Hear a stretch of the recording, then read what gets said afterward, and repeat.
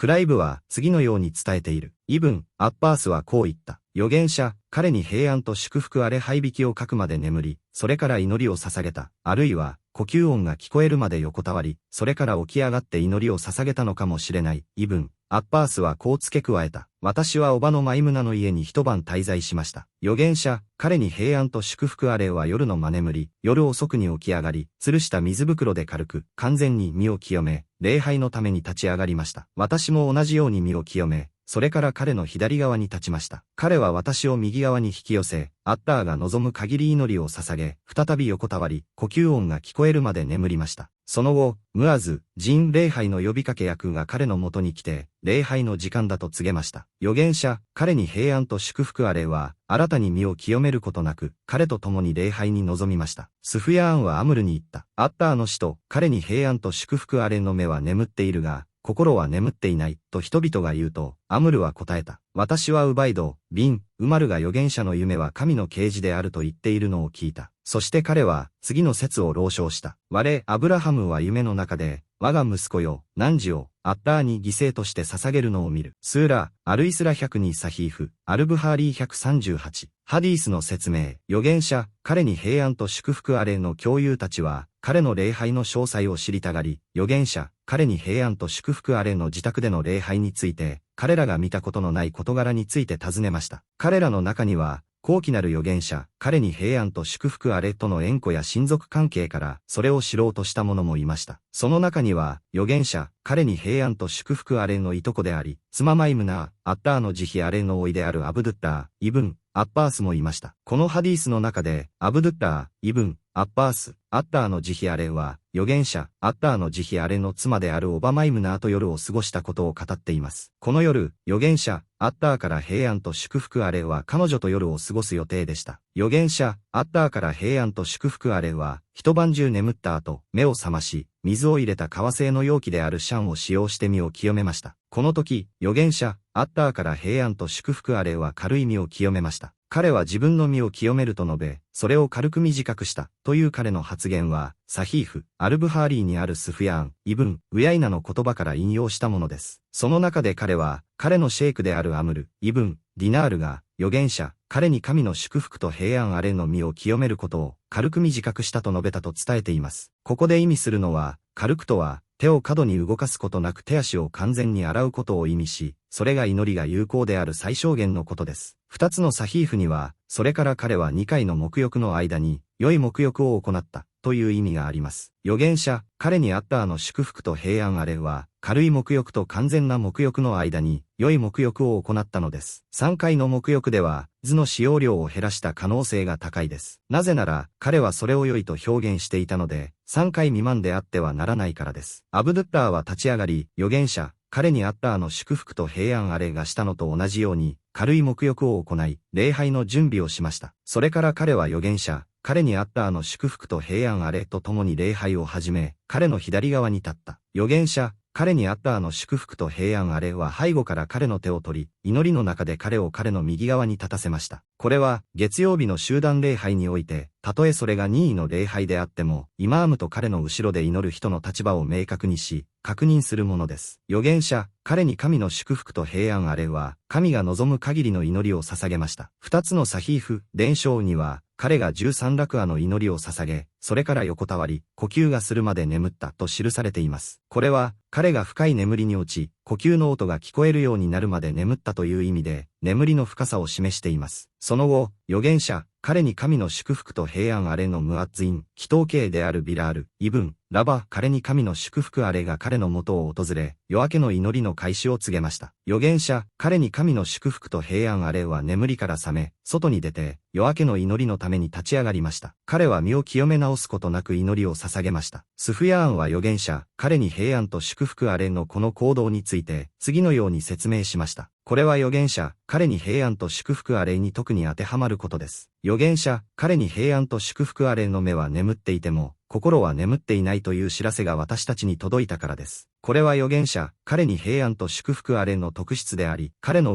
共同体の他の誰にも共有されていません。眠っていても彼の沐浴は無効になりません。なぜなら、彼の心は眠っていないからです。このハディースは、預言者、彼に平安と祝福あれの特徴のいくつかについて言及しています。また、ある少年が、夫のいる親戚の女性と夜を過ごす場面も含まれています。また、ムアッジンがイマームの元を訪れ、礼拝を導く場面も含まれています。さらに、集団礼拝における自発的な礼拝も含まれています。